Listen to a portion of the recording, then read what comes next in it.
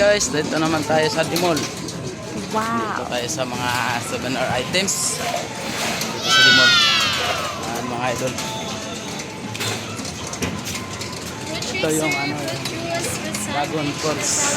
Ayan, Dragon Fruits. Wow.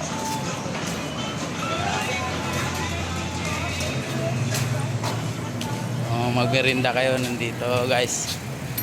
Para dito sa loob ng Dimol yan.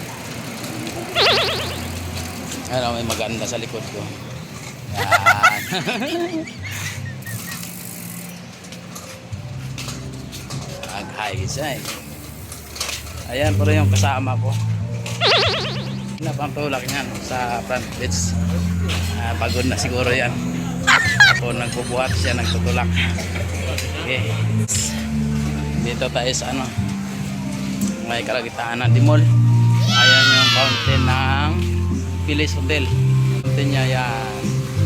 Pilis Hotel. Wow. Pilis Hotel yan mga idol. Ayan yung mga menu nila. Wow. So, yan ang mga menu nila idol. Wow. Menu ng Pilis Hotel. Yan. Wow. Ayan siya. Yan.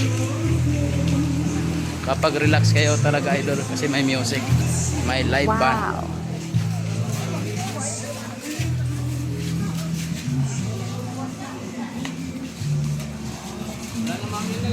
Ayan ah. Ayan, pugi ah.